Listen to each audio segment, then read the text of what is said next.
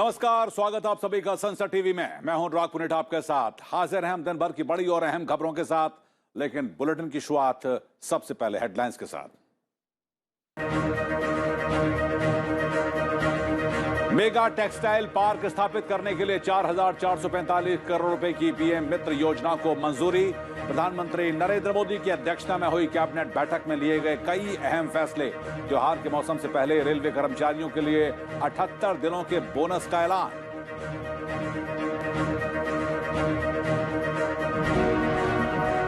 स्वामित्व सिर्फ कानूनी दस्तावेज मुहैया कराने की योजना नहीं, बल्कि गांव में विकास और विश्वास का नया मंत्र।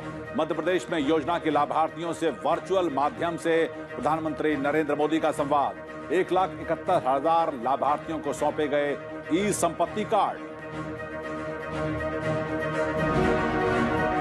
अमेरिका की उप विदेश मंत्री वेंडी शेरमन ने की विदेश सचिव हर्षवर्धन श्रृंगला से मुलाकात। दक्षिण एशिया संबंधित क्षेत्रीय, हिंद प्रशांत क्षेत्र और वैश्विक मुद्दों पर विस्तार से चर्चा।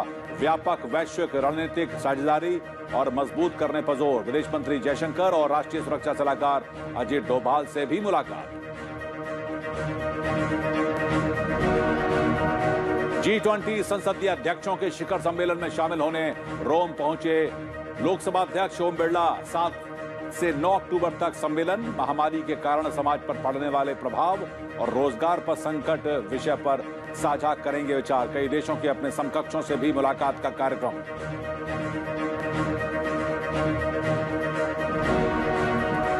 2021 के रसायन के नोबेल पुरस्कार का ऐलान। जर्मनी की बेंजामिन लिस्ट और अमेरिका के डेविड मैकमिलन को मिला पुरस्कार। असिमेट्रिक ऑर्गन कैटालिसिस के क्षेत्र में रिसर्च के लिए सम्मान।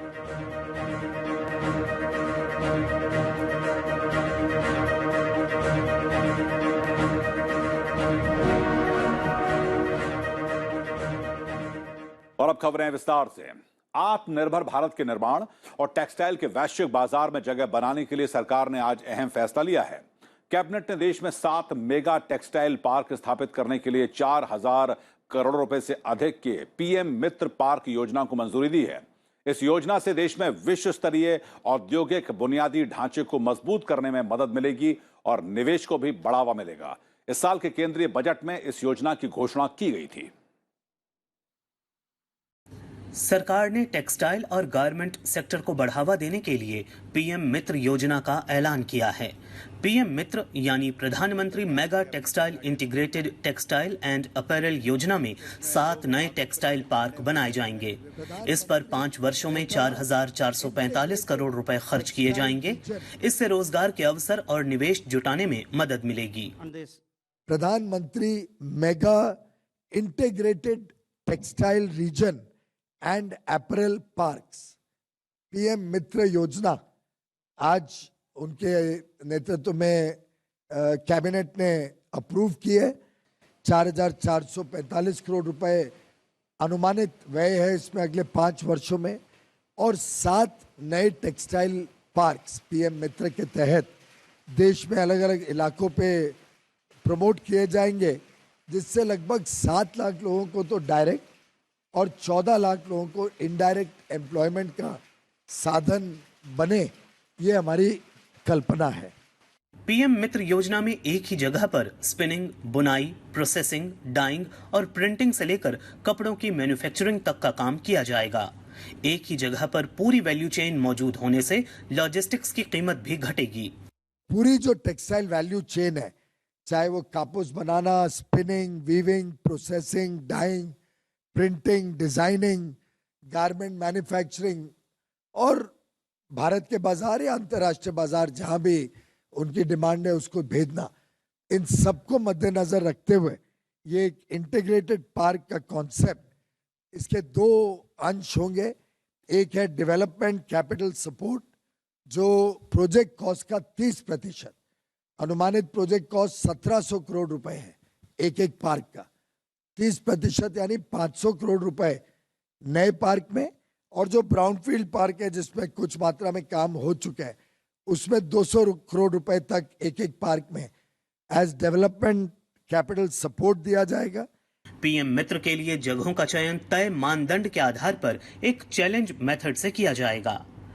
और कंपटीशन होगा पर एक पारदर्शी तरीके से चैलेंज रूट में कि कौन सा राज्य अधिक सुविधाएं देता है, सस्ती जमीन देता है, सस्ती बिजली और पानी उपलब्ध कराता है, किसके यहाँ पे जो लेबर की सिचुएशन है वो काफी मात्रा में संतुलन में है, कोई ज्यादा तकलीफ नहीं है। इन सब चीजों को मद्देनजर रखते पानी और बिजली की उपलब्धता भी पर्याप्त हो और टेक्सटाइल इंडस्ट्री की जहां डिमांड हो। तमिलनाडु, पंजाब, उड़ीसा, आंध्र प्रदेश, गुजरात, राजस्थान, असम, कर्नाटक, मध्य प्रदेश और तेलंगाना जैसे कई राज्यों ने इसमें रुचि दिखाई है। ब्यूरो रिपोर्ट, संसद टीवी। और उसके साथ ही त्योहार से पहले सरकार ने रेलवे कर्मचारियों के लिए इस साल के प्रोडक्टिविटी लिंक्ड बोनस का ऐलान भी कर दिया है। इस बारे में प्रधानमंत्री नरेंद्र मोदी की अध्यक्षता में केंद्रीय मंत्रिमंडल की हुई बैठक में फैसला लिया गया। सभी पात्र अराजपत्रित रेलवे कर्मचारियों के लिए 78 दिनों के बोनस की घोषणा की गई है। केंद्रीय मंत्री अनुराग सिंह ठाकुर ने बताया कि रेलवे के कर्मचारियों को दशहरे के पहले ही बोनस का भुगतान हो जाएगा। इस फैसले से 11,56,000 रेल कर्मचारियों को फायदा मिलेगा। इससे रेलवे पर 1,985 करोड़ रुपए का वित्तीय भार पड़ेगा। इस साल भी 78 दिन के बोनस दिया जाएगा रेलवे के कर्मचारियों को और ये नॉन गैजेटेड एम्प्लॉयज़ के लिए होता है। 11,56,000 नॉन गैजेटेड एम्प्लॉयज़ इससे लाभान्वित होंगे और कुल मिलाकर 1,985 करोड़ रुपए इसके ऊपर व्यय होंगे। प्रधानमंत्री नरेंद्र मोदी ने आज वर्चुअल माध्यम से मध्य प्रदेश के स्वामित्व योजना के लाभार्थियों के साथ संवाद किया। उन्होंने 19 जिलों के 3,000 गांवों में 1,71,000 लाभार्थियों को ई प्रॉपर्टी कार्ड भी वितरित किए। इस मौके पर प्रधानमंत्री ने कहा कि ड्रोन तकनीक के जरिए सर्वेक्षण से भारत में गांव के विकास को नया आयाम मिलेगा। इस दौरान मध्य प्रदेश के मुख्यमंत्री शिवराज सिंह चौहान भी मौजूद रहे। वीडियो कॉन्फ्रेंस के जरिए स्वामित्व योजना के लाभार्थियों के साथ संवाद करते हुए प्रधानमंत्री नरेंद्र मोदी ने कहा कि स्वामित्व योजना सिर्फ कानूनी दस्तावेज देने की योजना भर नहीं है, बल्कि ये आधुनिक टेक्नोलॉजी से देश के गांवों में विकास और विश्वास का नया मंत्र भी है। ये जो ड्रोन उड़ रहा है वो भारत के गांवों को नई उड़ान देने वाला है। ड्रोन वैज्ञानिक विधि से घरों का नक्शा खींच रहे हैं, बिना किसी भेदभाव के प्रॉपर्टी की निशानदेही कर रहे हैं।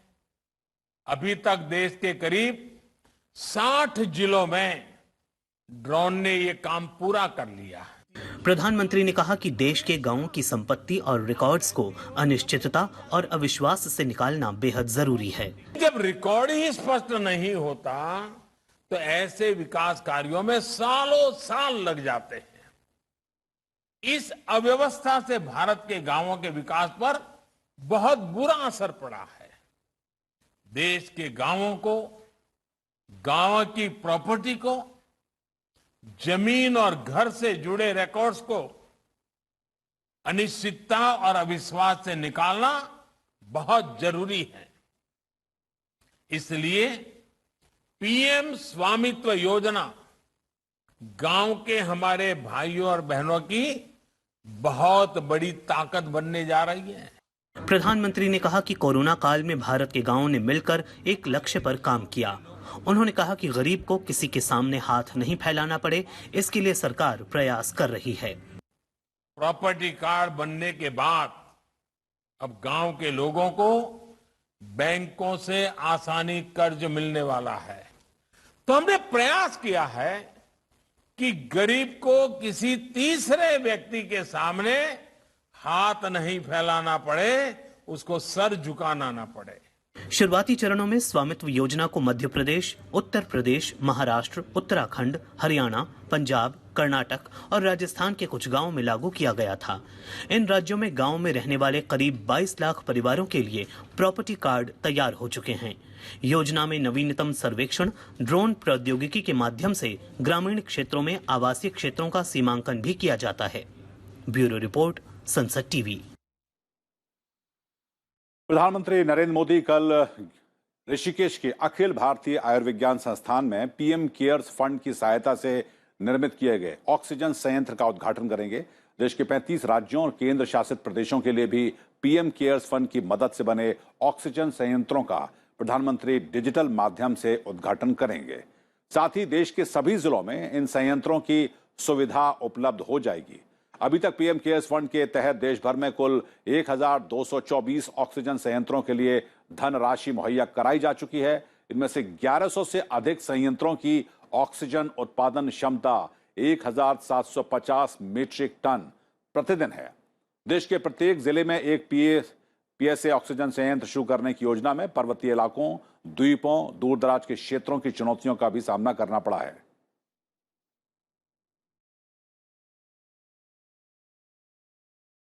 उपराष्ट्रपति एम वेंकैया नायडू त्रिपुरा की एक दिन की यात्रा पर आज अगरतला पहुंचे और इस दौरान उन्होंने राजधानी अगरतला को अत्याधुनिक सुविधाओं से युक्त स्मार्ट सिटी बनाने की परियोजना का शुभारंभ किया। इस मौके पर उपराष्ट्रपति ने कहा कि अपनी स्थापना के बाद से राज्य ने विकास के जो प्रतिमान स्थापित किए हैं उस पर देश को गर्व है। उपराष्ट्रपति ने कहा कि त्रिपुरा में अत्याधुनिक ट्रैफिक सिग्नल प्रणाली, चौड़ी सड़कें, अच्छे उद्यान और बेहतर पार्किंग सुविधा है। साथ ही त्रिपुरा सरकार आईटी सेक्टर को भी लगातार बढ़ावा दे रही है। कार्यक्रम को संबोधित करते हुए उपराष्ट्रपति ने कहा कि राज्य के विकास के लिए सत्ता पक्ष और विपक्ष दोनों को एक दूसरे का सम्मान करना चाहिए, क्योंकि दोनों के सहयोग से ही विकास की यात्रा को बढ़ाया जा सकता है। The government, the ruling party and the opposition has to work together for the development of the state. And in politics, politicians should respect each other because we are not enemies. We are only political rivals. This has to be understood by one and all. Political parties should compete in development of the story. उपराष्ट्रपति ने इसके साथ ही विभिन्न क्षेत्रों में उपलब्धि हासिल करने वाले एक समूह से मुलाकात की और उनके साथ बातचीत भी की। स्वयं सहायता समूहों, प्राथमिक क्षेत्र और अग्रिम पंक्ति के स्वास्थ्य कर्मियों ने उपराष्ट्रपति के साथ इस बातचीत में हिस्सा लिया।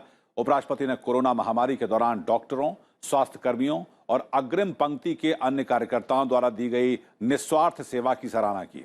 इन समूहों के साथ बातचीत के दौरान उपराष्ट्रपति ने स्वास्थ्य क्षेत्र में प्रशिक्षित मानव संसाधनों की कमी को युद्ध स्तर पर दूर करने की अपील करते हुए सलाह दी कि केंद्र और राज्यों के सार्वजनिक स्वास्थ्य व्यय को एक प्रगतिशील तरीके से बढ़ाकर 2025 तक जीडीपी के 2.5% तक करने की कोशिश की जानी चाहिए।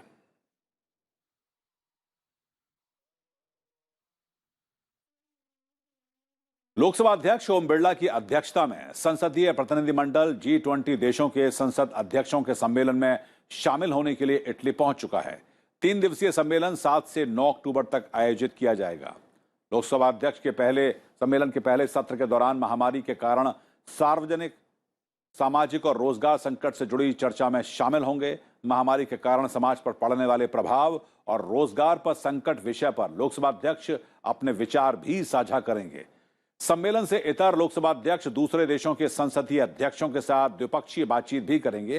लोकसभा अध्यक्ष के साथ एक प्रतिनिधिमंडल भी गया है, जिसमें राज्यसभा के उपसभापति हरवंश जी, लोकसभा के महासचिव उत्पल कुमार सिंह और राज्यसभा के महासचिव डॉक्टर PPK रामाचार्यालु भी शामिल हैं। सम्मेलन के बाद एक साझा बयान जारी किया जाएगा। G20 देश वैश्विक सकल घरेलू उत्पाद के लगभग 80% और वैश्विक व्यापार के 75% से अधिक के साथ साथ दुनिया की 2/3 आबादी का प्रतिनिधित्व करते हैं।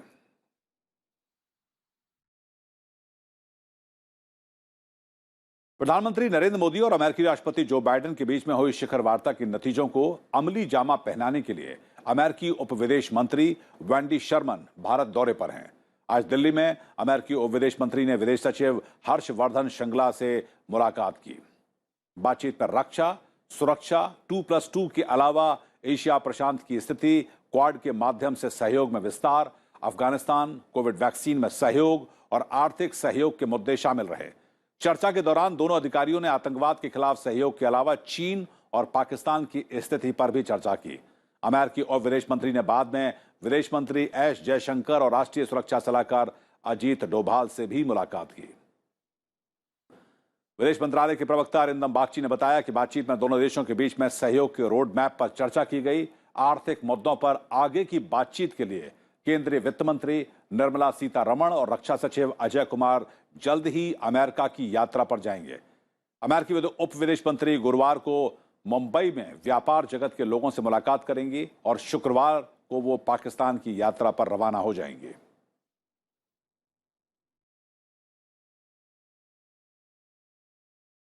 वक्त तो चला एक छोटे से ब्रेक का। ब्रेक के बाद भी आपको रूबरू कराएंगे देश और दुनिया की खबरों से।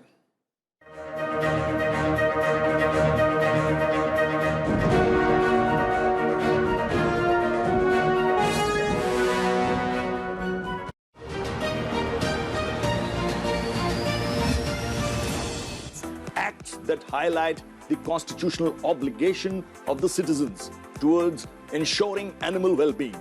These species face a grave existential threat. Animal life needs to be protected, it needs to be preserved, cruelty needs to be stopped. I'm so glad that finally this bill could reach us. Most of the European countries have such good legislation. We need to relook at these laws because they are not in tune with contemporary reality. Being compassionate to animals, to hens, to cows, to buffaloes, to fish, to birds is a necessity for us if we need to live in a clean, pollution-free, disease-free environment.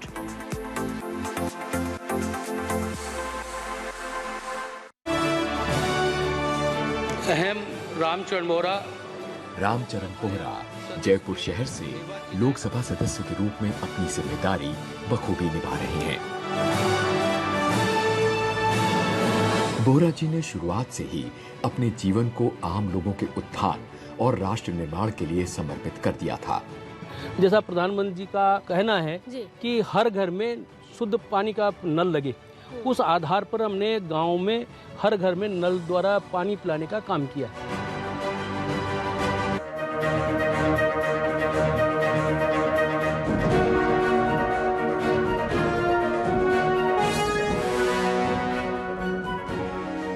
Break के बाद स्वागत आप सभी का। और वक्त तो चला है राज्यों से जुड़ी हुई अहम खबरों को जानने का।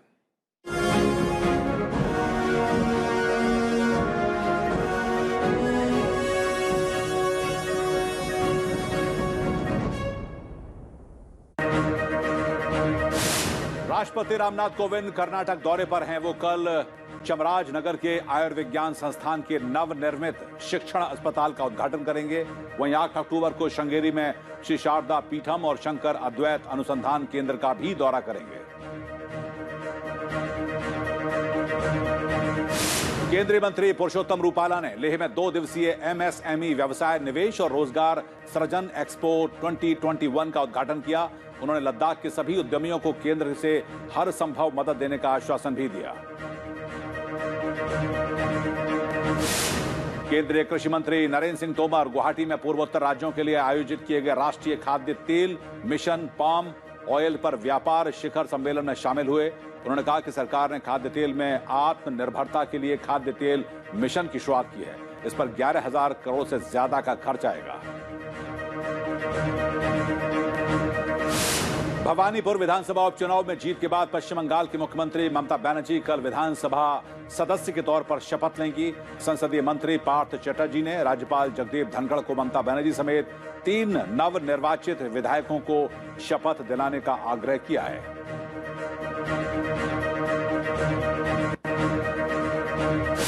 उत्तर प्रदेश की सरकार राज्यों के युवाओं को तकनीक सशक्तिकरण के लिए स्मार्टफोन या फिर टैबलेट देगी। इस योजना पर करीब 3,000 करोड़ रुपए की लागत आने का अनुमान है। कैबिनेट की बैठक में कुल 25 प्रस्तावों पर मोहर लगी। ईडी ने त्रिपुरा की राजधानी अगरतला में अपने नए केंद्र को चालू करके देश के पूर्वोत्तर क्षेत्र में अपना तीसरा उप क्षेत्रीय कार्यालय स्थापित किया है। नया कार्यालय अगरतला में एयरपोर्ट रोड पर नाटू नगर में आज से शुरू हो गया। जम्मू कश्मीर के में श्रीनगर में आतंकवादियों ने 2 घंटे के भीतर 3 नागरिकों की हत्या कर दी। आतंकियों ने बिंदूर मेडिकल के मालिक माखन लाल की गोली मारकर हत्या की। बिंदूर की हत्या की जिम्मेदारी आतंकी संगठन TRF ने ली है। आतंकियों को पकड़ने के लिए तलाशी जारी है। नैनीताल हाईकोर्ट की तीर्थ यात्रियों की संख्या पर लगी सीमा हटाने के बाद उत्तराखंड सरकार ने चारधाम यात्रा के बारे में नई मानक संचालन प्रक्रिया घोषित की है। यात्रा से पहले स्थानीय लोगों को स्मार्ट सिटी पोर्टल पर पंजीकरण कराने की शर्त हटा दी गई है। श्रद्धालु कोविड वैक्सीन की दूसरी डोज लेने के 15 दिन बाद ही यात्रा शुरू कर पाएंगे। उत्तर प्रदेश की अयोध्या में विश्व की सबसे बड़ी रामलीला का आगाज हो चुका है। उत्तर प्रदेश के टूरिज्म और कल्चर मिनिस्टर नीलकंठ तिवारी ने इसका शुभारंभ किया। 15 अक्टूबर तक चलने वाले इस रामलीला में बॉलीवुड के कई स्टार रोल कर रहे हैं।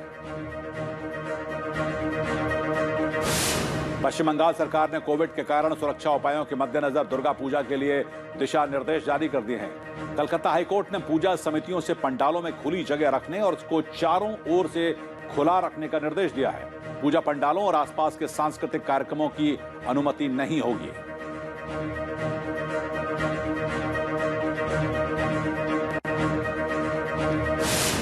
उत्तर पश्चिम भारत के कई भागों से मानसून की वापसी शुरू हो गई है। ऐसे में दक्षिण के राज्यों में बारिश हो रही है। मौसम विभाग के मुताबिक 1960 के बाद से ऐसा दूसरी बार हो रहा है जब दक्षिण पश्चिम मानसून देरी से जा रहा है। मानसून की वापसी आमतौर पर 17 सितंबर से शुरू हो जाती है। कोरोना संक्रमण के बाद हिमाचल प्रदेश के सरकारी स्कूलों में बच्चों की संख्या में इजाफा हुआ है। प्राइवेट स्कूल में ज्यादा फीस और लॉकडाउन की वजह से अभिभावकों के पास पैसे की कमी से करीब 3000 बच्चों ने सरकारी स्कूलों में दाखिला लिया है।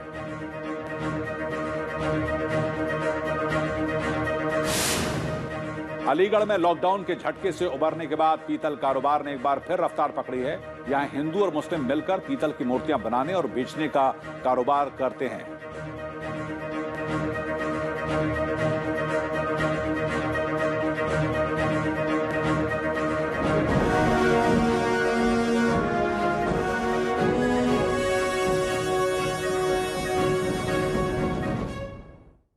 कांग्रेस नेता राहुल गांधी और प्रियंका गांधी समेत 5 कांग्रेस के नेता लखीमपुर खीरी जा रहे हैं। राहुल गांधी के नेतृत्व में 5 सदस्यीय कांग्रेस प्रतिनिधिमंडल में प्रियंका गांधी के साथ पंजाब के मुख्यमंत्री चरणजीत सिंह चन्नी, छत्तीसगढ़ के मुख्यमंत्री भूपेश बघेल और केसी वेणुगोपाल शामिल हैं। प्रदेश सरकार ने मृतकों के परिवार को 45-45 लाख रुपए का मुआवजा देने का ऐलान पहले ही कर दिया है। मरने वालों के परिवार के एक सदस्य को सरकारी नौकरी दी जाएगी। लखीमपुर मामले की न्यायिक जांच की जाएगी। हाईकोर्ट के रिटायर्ड जज इस मामले की जांच करेंगे। किसानों और अधिकारियों के बीच में हुई बातचीत के बाद इसका ऐलान किया गया था। –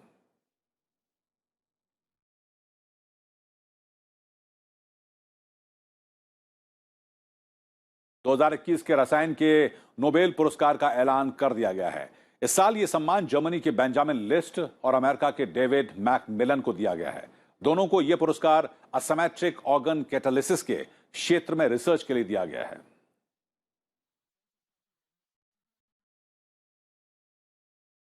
अंतरिक्ष में दुनिया की पहली फिल्म की शूटिंग करने के लिए रूसी अभिनेत्री और निर्देशक अंतरिक्ष के अपने सफर पर रवाना हो चुके हैं। अभिनेत्री यूलिया पेरेसील्ड और निर्देशक क्लिम शिपेंको रूसी सोयूज अंतरिक्ष यान से अंतर्राष्ट्रीय अंतरिक्ष स्टेशन पर रवाना हुए। उनके साथ 3 अंतरिक्ष यात्राएं पूरी कर चुके अनुभवी यात्री एंटन शाकाप्लेवरोव भी गए हैं। फिल्म का नाम है द चैलेंज और नाम के मुताबिक इसकी शूटिंग भी टीम के लिए एक चैलेंज है। यह फिल्म एक महिला डॉक्टर की कहानी है जो कि अंतरिक्ष यात्री को बचाने के लिए ISS की उड़ान भरती है। फिल्म की शूटिंग के लिए टीम को खास तौर पर ट्रेनिंग दी गई। चैलेंज के अलग अलग सीन्स को फिल्माने के लिए टीम स्पेस में 12 दिन बिताएगी और इसी के साथ रूस अंतरिक्ष में फिल्म की शूटिंग करने वाला दुनिया का पहला देश बन जाएगा।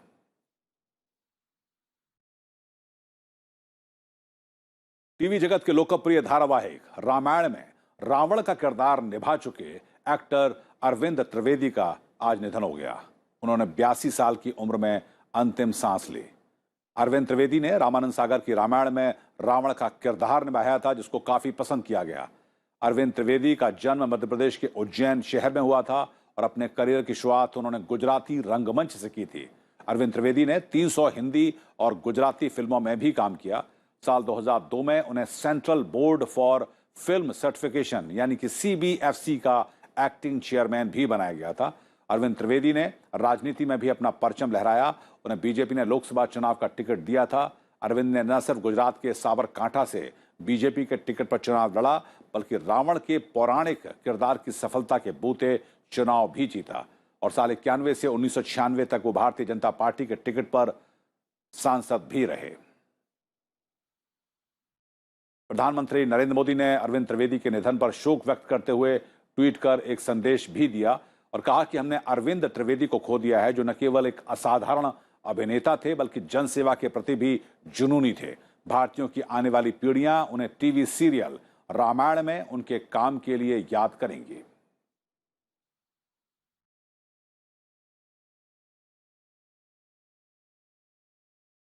तो आज के बुलेटिन में इतना ही, लेकिन 8 अक्टूबर को वायुसेना दिवस मनाया जाता है। इससे पहले गाजियाबाद के हिंडन एयरफोर्स स्टेशन पर फुल ड्रेस रिहर्सल का आयोजन किया गया। रिहर्सल के दौरान भारतीय वायुसेना के लड़ाकू विमानों की आवाज से आसमान गूंज उठा और तालियां बजाकर लोगों ने जवानों की हौसला अफजाई की। इस बार वायुसेना दिवस की थीम आत्मनिर्भर एवं सक्षम रहेगी। तो आप भी वायुसेना के इस रोमांच भर देने वाले दृश्यों का आनंद लीजिए और मुझको दीजिए इजाजत। नमस्कार।